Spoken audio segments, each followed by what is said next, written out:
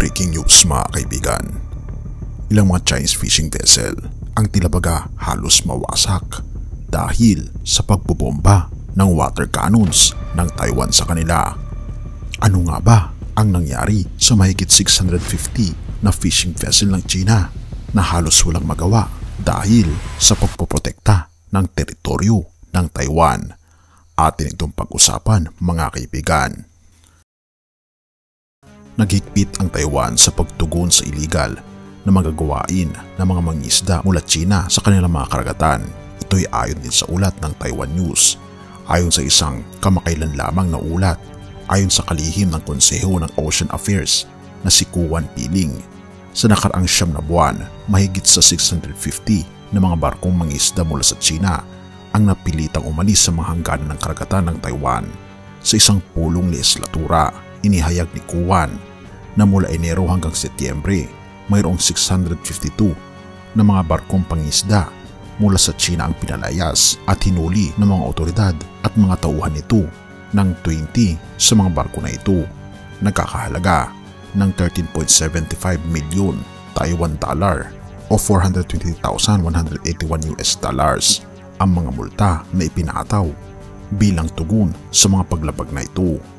Madalas na pumapasok ang mga barko mangisda mula sa China sa mga ipinagbabawal na bahagi ng karagatan ng Taiwan para mangisda, kaya't pinagtibay ng Taiwan ang kanilang pagmamanman sa mga hangganan gamit ang teknolohiyang radar, surveillance at mga patrol ng Coast Guard. Bukod sa iligal na pangisda, binanggit din ng artikulo ang isyu ng iligal na immigration. Binanggit ni Kuan na nahuli ng 71 na katao na karamihan ay mga Vietnamese at nagsasagawa ng koordinasyon ang iba't ibang otoridad tulad ng Police at National Immigration Agency upang tugunan ang isyong ito. Ini-attribute niya ang pagbaba ng iligal na pag-aambas at pangisda sa malalim na bahagi ng karagatan sa masusing pagsasagawa ng batas ng pamahalaan na kamakailan lamang ay binago sa batas at binigyan ng mas mabigat na parusa. Ayon din sa Taiwan News, sa hinaharap, layunin na gamitin ang teknolohiya upang mapalakas ang kakayahan sa pagsasagawa ng batas. Nagbigay rin ng artikulo ng mga ideya tungkol sa mga plano ng Coast Guard sa administrasyon ng Taiwan sa pagpapagawa ng mga barko at sinasabi na mayroong 22 na mga barko na inaasahang mahatid ngayong taon sa bansang Taiwan.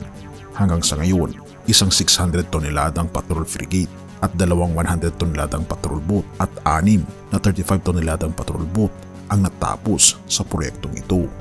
Ito ay paghahanda ng Taiwan laban sa mapang-abuso ng mga Chinese. At kung ating makikita, talaga namang nag-aangkin ng teritoryo ang China, hindi lamang dito sa Pilipinas kundi sa mga karatig na bansa na katulad ng Taiwan. At dahil dito, tila baga nakakarma sila sa kanilang mga maling gawa. Ngunit ganun pa man, ang pinaka-importante sa lahat ay huwag magkagulo kundi magkaroon nawa ng respeto ang bawat bansa sa mga teritoryo na mayroon tayo. Unang Korinto 15 verse 57 to 58, magpasalamat tayo sa Diyos na nagbibigay sa atin ng tagumpay sa pamagitan ng ating Panginoong Hesukristo. Kaya nga, mga minamahal kong kapatid, magpakatatag kayo at huwag matinag. Maging masipag kayo palagi sa paglilingkod sa Panginoon dahil alam ninyong hindi masasayang ang iyong pagpapagal para sa Kanya. Purihin ang ating Panginoong Diyos at salamat kaibigan sa iyong panonood.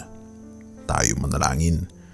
Ama naming banal, makapangyarihan naming Diyos, tunay nga po Panginoon na kayo po ang nagbibigay ng totoong tagumpay sa lahat ng laban namin sa lupang ito. Kayo po Panginoon ang tunay naming sandigan at magbibigay sa amin ng tunay na kapayapaan. Patuloy Panginoon na alagaan ang bawat isa, ang bawat mamamayan ng bansang Pilipinas at maging ang mga karatig na bansa na magkaroon parati ng kapayapaan. Purihin ka o aming Panginoong Diyos at patawarin po kami sa lahat ng aming pagkukulang at pagkakasala, pagkat ito ay aming samot hiling sa matamis na pangalan ng aming Panginoong Hesus. Amen.